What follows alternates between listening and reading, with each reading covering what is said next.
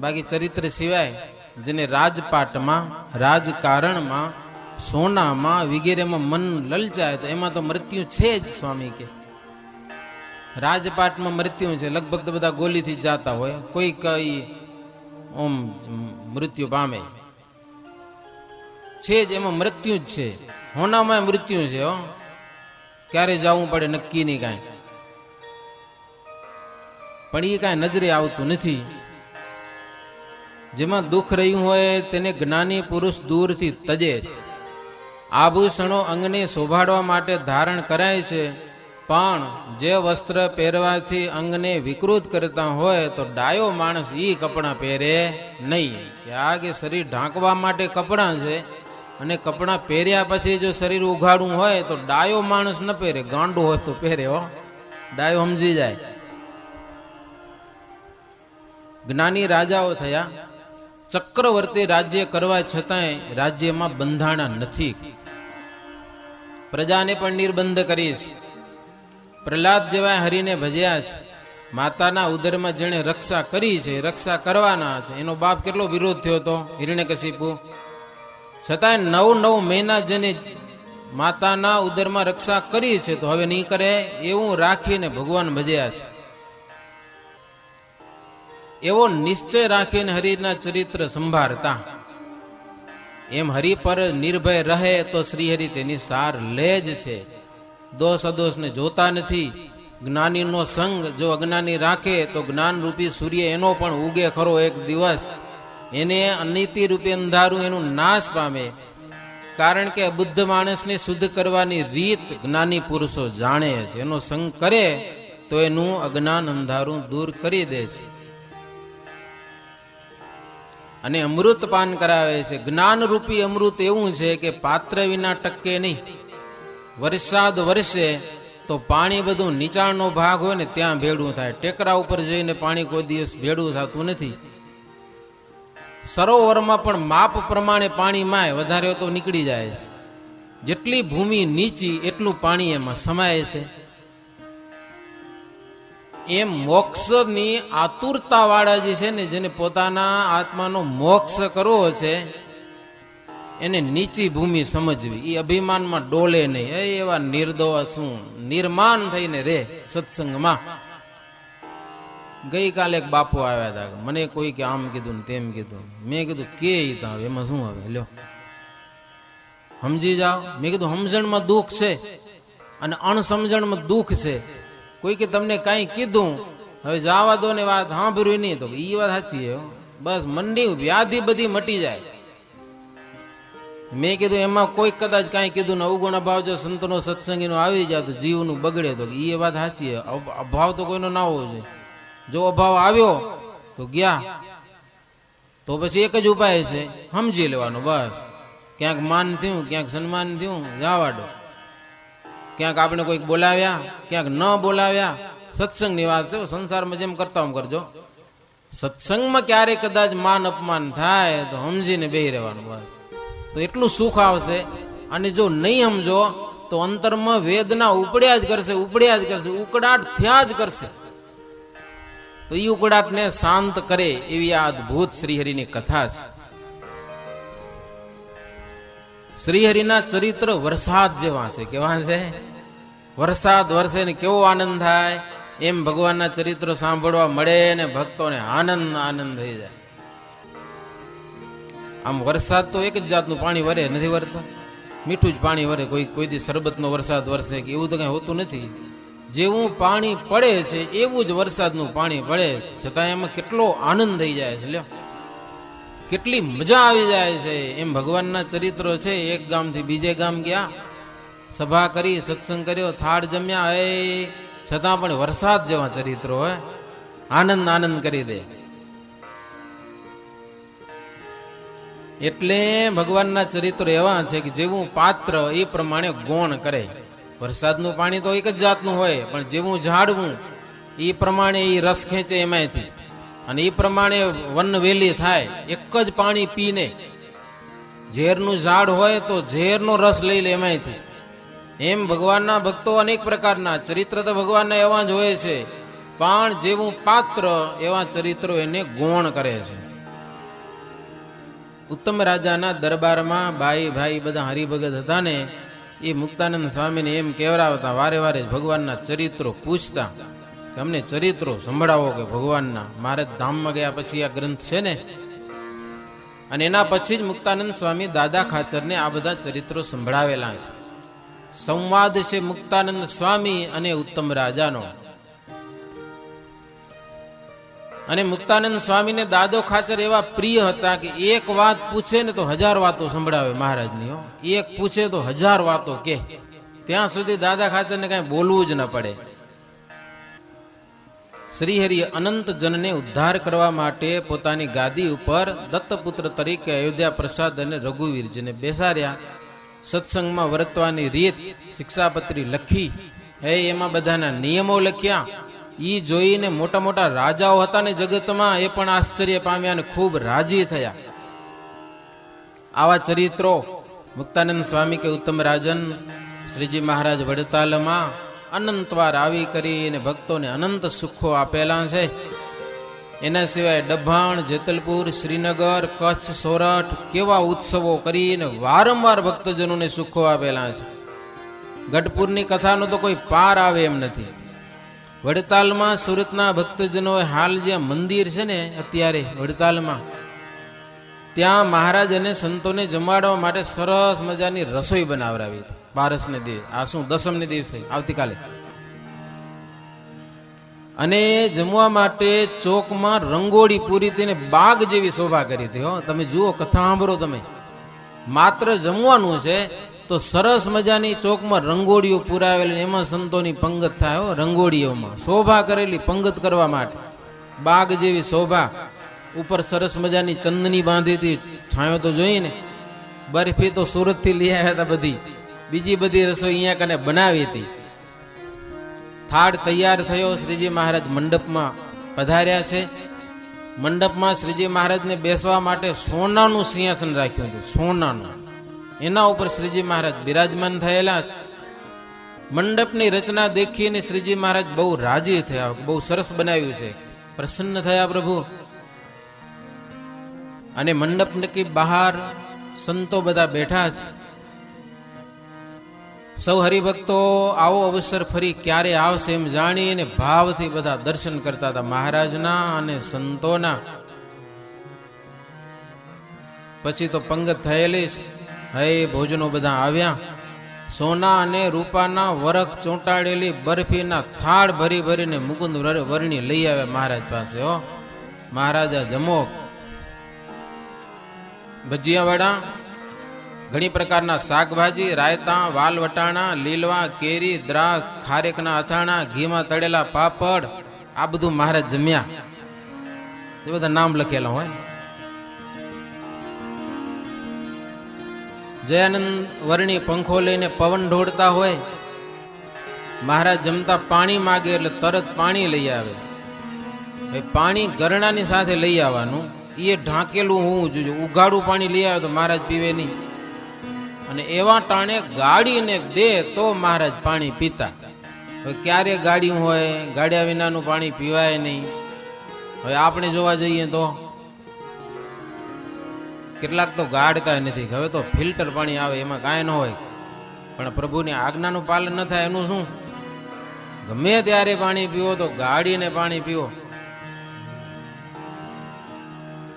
Water પાણી લ્યો તો ગાડીને પીવાનું, ગાડ્યા વિના નહીં. હતું અંદર કાંઈ નથી તો સમજીએ આપણે, પણ આજ્ઞા તો છે કે નહીં ભગવાનની. મહારાજ ગાડીને પાણી દે તો પાણી પીતા પ્રભુ. ઉગાડું જળ ક્યારે પણ પીતા નહીં. હરિ ભૂખે ભાવ કે અન્ન કે ભૂખે નાહી, કંદ મૂલ ફલ ફૂલ હી પાવે અમૃત કરતા હી. ભગવાન ભાવનાના ભૂખ્યા છે, ભગવાન ભોજનના ભૂખ્યા નથી જ. ભક્તજનોનો ભાવ જોઈને શ્રીહરિ ખૂબ જ પ્રસન્ન થયા છે.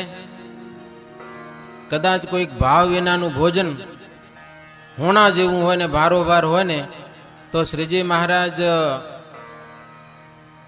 હોંશથી ન જમતા હો.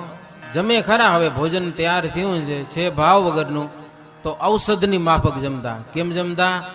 તમે ખારી ખારી ગોરી ખાઓ, મજા આવે, મોઢું આમ થઈ જાય ને થઈ જાય. એમ મહારાજ જમે. કોઈક ભાવ વિનાનું લઈ આવે તો હો, અને ભાવથી કોઈક લઈ આવે, કંદ મૂળકર કે ફળ ફૂલ જી હોય ઈ અમૃતની પેઠે શ્રીજી મહારાજ જમતા. હોંશથી મહારાજ જમતા, ભાવના ભોજન. અને એ ભોજનની મહારાજ પ્રશંસા પણ બહુ કરતા. અને શ્રીહરિના સંબંધને પામેલા વસ્ત્ર, આભૂષણ, ફળ ફૂલ જે કાંઈ હોય એ બધું દિવ્ય થાય છે. ભગવાનને જે અર્પણ કરેલી વસ્તુ છે, ભક્ત દેહ છોડીને ભગવાનના ધામમાં જાય તો એની વસ્તુ મળે છે પાછી, એવી વસ્તુ દિવ્ય થાય છે. નિષ્કામ ભાવે જે સેવા કરેલી હોય છે ભક્તજનો, એ સેવા એવી થાય છે કોટી કલ્પે પણ એ ખૂટે નહીં એવું તેનું ફળ થાય છે. એ પાછું બધું જ જપ તપ તીર્થ વ્રત જે કાંઈ કરો ભાવથી કરો ને એનું પુણ્ય અનંત ગણું થાય છે. એ પુણ્યનો નાશ કોઈ દિવસ થતો નથી. મહારાજ સરસ મજાના ભોજન જમતા હતા. એક એક ભોજનનું નામ પૂછે, ભક્તજનો વળી નામ બતાવે. આમ મહારાજ પડદા નાખીને જમતા નહીં. હજારો બેઠા હોય બધા, આમ સંતો ભક્તજનો, અને મહારાજ ઊંચા આસન ઉપર જમતા હોય, બધા એને દર્શન થતા હોય. અને આવા અલૌકિક દર્શન દુનિયાના ઇતિહાસમાં તમને આવી વાતો જોવાને મળે. હે બધા દર્શન કરતા હોય, મહારાજ એવા આમ આનંદથી જમતા હોય ને એક એક ભોજન પૂછે પાછા, આ કોણ લઈ આવ્યું છે, ક્યાંથી આવ્યું છે, નામ શું છે આનું, એમ પૂછીને મહારાજ જમતા. શ્રીજી મહારાજ જમી અને ચડું કરેલું છે. સંતો ભક્તો વગેરેને મહારાજ પંક્તિ કરાવી. મહારાજ સંતોને કે સંતો તમે કોઈ દિવસ પાટલા ઉપર બેસીને જમતા નથી, પણ આજે મને ઈચ્છા થયેલી છે, લો પાટલા ઉપર બેસીને જમો આજે. હો સંતો કે પણ મહારાજ અમારેથી પાટલા ઉપર ન બેસાય. મહારાજ કી હું સમજુ છું તમારેથી ન બેસાય, પણ મને આજે બેહારવા છે. સંતો કે મહારાજ તમને જો બેહારવા હોય ને તો બેસી જાય. કે લ્યો, આજે સંતો બધા પાટલા ઉપર બેસી અને ભોજન જમ્યા છે. અને સંતોનો મહિમા સમજનારા બધા રાજાઓ પાર્ષદો એ બધા પટ્ટે બેઠા છે. પંગત થયેલી છે બધાની. ઈ જોઈને લોકો બધા આશ્ચર્ય પામતા કે રાત દિવસ ભેળા રહેલા છે સંતો ભેળા, છતાં પણ કેવી મર્યાદા રાખે છે, મોટપ સમજે છે સંતો ભક્તજનોની. નહીતર ભેળા રહેવાથી ઘણી વાર મહિમા ઘટે છે. કારણ કે કાંઈક તો માનવ મનુષ્ય આચરણ આપણે દેખાય અને મહિમા ઘટે. અને કેટલાક નબળા આજે હોય ને તેથી પણ હતા. આમાં લખ્યું લ્યો, સંતો કે ભક્તો બધા સરખા તો ન જ હોય, છતાં પણ ભક્તજનોની સમજણ એવી મોટી હતી.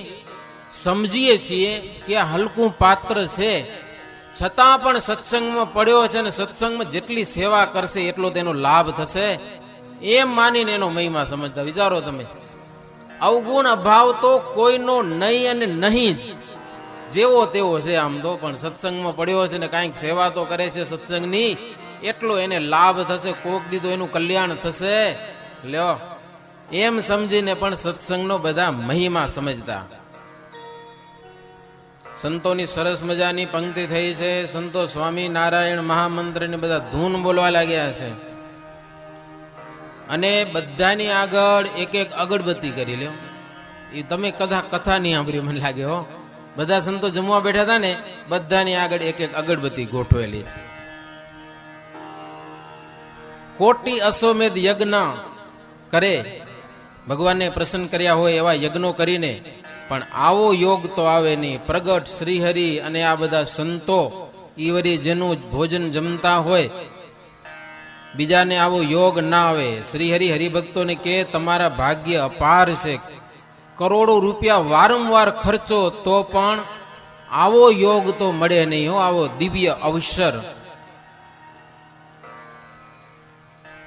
દુનિયામાં લોકો ઘણા બધા કરે છે. માઇક સાધુ મળે, મહારાજ કે માઇક સંતો મળે એને, અને એનું ફળ પણ માઇક મળે, દિવ્ય ફળ મળે નહીં. માઇક સત્સંગ તો ઘરો ઘર લોકો કરે છે, એનાથી કઈ કુસંગ મટતો નથી. માઇક સુખમાં જ્યાં સુધી રાગ છે ત્યાં સુધી અમાયિક સુખ જીવને મળતું નથી. અમાયિક સુખ નથી મળતું ત્યાં સુધી ભાવ ભટકણ પણ એની મટતી નથી. શ્રીહરિ પંગતમાં પીરસવા પધાર્યા. રુચિ પ્રમાણે બધાને આપતા હતા મહારાજ. સરસ મજાની પાદુકા પહેરી હતી ચરણમાં શ્રીહરિ. સુગંધીમાન ફૂલના હાર મહારાજ પહેરેલા હતા. કેસર ચંદનથી મહારાજનું પૂજન થયેલું હોય આમ આખી આમ શણગારે યુક્ત મહારાજ એમને પંગતમાં ફરે છે. ફૂલનો શણગાર આખો અને સંતોને પીરસે છે. પાછળ પાછળ મુકુંદ બ્રહ્મચારી હાલ્યા આવે ઈ વરી મહારાજને પવન ઢોળતા હોય. રાજાઓને પીરસતા પીરસતા મહારાજ વળી રમૂજ કરે. મહારાજ કે રાજાઓ ઘણા બધા ભેગા હતા. સોમલા ખાચર ને સુરા ખાચર ને અલિયા ખાચર કેટલા બધા રાજાઓ, કચ્છના રાયધાનજી દરબાર ને અદાજી દરબાર માનુકવાના ને એવા કેટલા રાજાઓ મહારાજ ભેડા બધા. મહારાજ કે જુઓ સુરતના ભક્તજનો આ સોનું રૂપું લઈ આવે તમારે માટે. હો સોનું રૂપું જમવા માટે સોનું રૂપું લોહી ખવાય. પણ બરફીના ચકતા હતા ને એમાં વરખ જોડ્યા હતા. મહારાજ કે લેવા ભોજન ને કેવા શણગાર્યા છે, હોનાના દાગીને પહેરાવ્યા. લેવા ને ભોજન ને તમારે માટે સોના રૂપાની રસોઈ બનાવેલી છે અને અલૌકિક લાભ લેવા માટે પકવાન ને પણ આભૂષણ પહેરાવ્યા છે. મહારાજ કે આવો અવસર ફરી નહીં આવે એમ આ બધા જાણે છે. સત્પુરુષની જેટલી સેવા બને તેટલું જ ધનનું ફળ છે, બીજું તો બધું નકામું છે એમ માને એને અતિ પુણ્યનું ધન મળે છે. જેનું ધન સત્પુરુષને મુખે જાય એના પાપના ભંડાર ભર્યા તે તો કોઈ રાજાને અર્થે આવે. પુણ્યશાળી જેનું ધન હોય ને એનો આવા સત્પુરુષનો ઉપયોગી થાય. બાકી તો રાજાને અર્થે જાય કાં તો એનો નિર્વંશ થાય. એમ તો બહુ ઠેકાણે જોવામાં આવે છે. કાંઈ કામ આવે નહીં હો દ્રવ્ય. નંદ રાજાની વાત લખે આધારાનંદ સ્વામી. કેટલું દ્રવ્ય ભેડું કરેલું હતું પણ એને બે ચોપાઈ ગાઈ લઈ. નંદ ભયે મહા નૃપતિ જોવું, નંદ ભયે મહા નૃપતિ જોવું, ચક્રવર્તી કરી કે સોવું, ચક્રવર્તી કરી કે સોવું. ભૌમિકી ગાયા કહાવત જેહી, ભૌમિકી માયા કહાવત જેહી, સમુદ્ર મધ્ય ભેગે કરી દેહી, સમુદ્ર મધ્ય ભેગે કરી દેહી.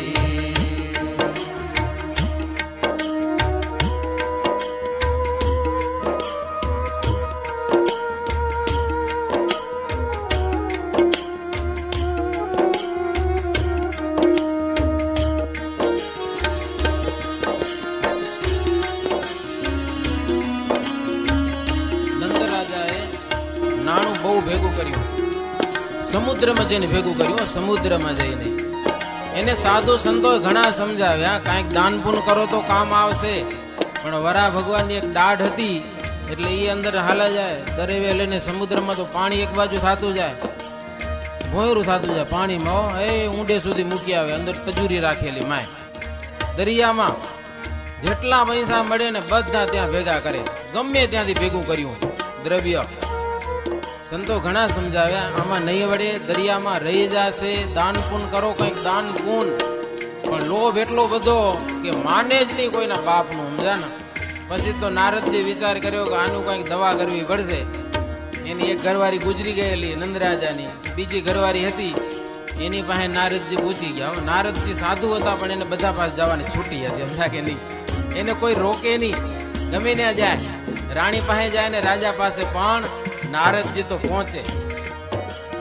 નારદજી એની રાણીને કે નંદરાજાની રાણીને કે તને એક વાતની ખબર હે કે? તો કે શું? એ કે તારો આ ધણી છે ને નંદરાજા, એને તારામાં કઈ હેત નથી. કે રાણી કે નારે ના, મારામાં બહુ હેત છે. કે ઈ તો ખાલી દેખાડે. તને ખબર નથી, તારી પેલા ઓલી રાણી એક મરી ગઈ ને એનું હાડકું પાઘડીમાં રાખે છે કે હો, ભેગું ને ભેગું રાખે છે, અપવિત્ર વસ્તુ કે અતિવરા ભગવાનની દાઢ. પણ નારદજીને એમ કે કાંઈ કરવું પડશે, એનું હાડકું રાખે છે. અને પછી રાણીને ખીજ ન ચડે, મરી ગઈ એનું હાડકું રાખે કે આ બધું ઘર અભડાવે કે લ્યો. પછી રાજાની ગેરહાજરીમાં એનું તપાસ કર્યો તો પાઘડીમાં હાડકું હતું, એ લઈને ચૂલામાં જ નાખી દીધું. હો, ચૂલામાં નાખી દીધું ને ધખાવી દીધું, બસ હળગાવી દીધું. પછી રાજાને ખબર નહીં, પાઘડી પહેરીને જવા મને દરિયામાં પાણી જગ્યા દીધી નહીં. હો, પાણી હટ્યું નહીં પરવું. અને પછી પાઘડી ઉતારીને જુએ છે તો અંદર કાંઈ મળે નહીં, અને વિયોગ થયો. ગયું ક્યાં? ઘરવાળીને આવીને પૂછ્યું ઘરે કે ઓલું વરાન દાઢ હતી ક્યાં ગઈ? તો કે મને ખબર છે કે મરી ગયેલી એનું હાડકું રાખી બધા, પણ નાખ્યું ક્યાં? ચૂલામાં, બીજે ક્યાં નાખે? અને હા થઈ ગયું, બધું ગયું. પુણ્ય ને અર્થે કાંઈ પણ કામ આવ્યું નહીં. પુણ્ય અર્થે ન કિયે કબૂલે સા, પુણ્ય અર્થે ન કિયે કબૂલે સા. સંત કો ના માને ઉપદેશા, સંત કો ના માને ઉપદેશા. સંત કુમાને બાલ સમાના, સંત કુમાને બાલ સમાના. આપ બને અતિ સમજુ સિયાના, આપ બને અતિ સમજુ સિયાના, આપ બને અતિ સમજુ સિયાના.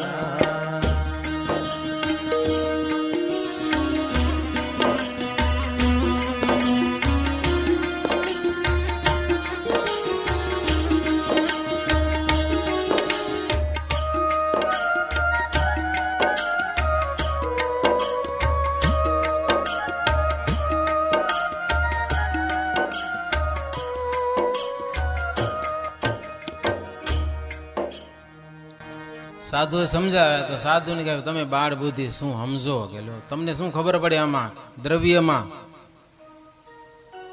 તો ભાઈ ગયું બધું. હો, અમે એમ લખ્યું હે કે રાણીને સદગુરુ ઉપદેશ દઈ અને ધન ખોવાનો ઉપાય બતાવ્યો, તેથી રાજા નંદ રાજા ભિખારી થઈ ગયો. ગયું બધું. ઇન્દ્રને એકવાર અભિમાન આવ્યું હતું, એ તો વાસુદેવ મહાત્માની કથા આપણે હમણાં જ કરી હતી. દુર્વાસાનું સન્માન કઈ થયું નહીં, અને દુર્વાસાએ શાપ દીધો તો ઇન્દ્ર પણ બાવો બની ગયો.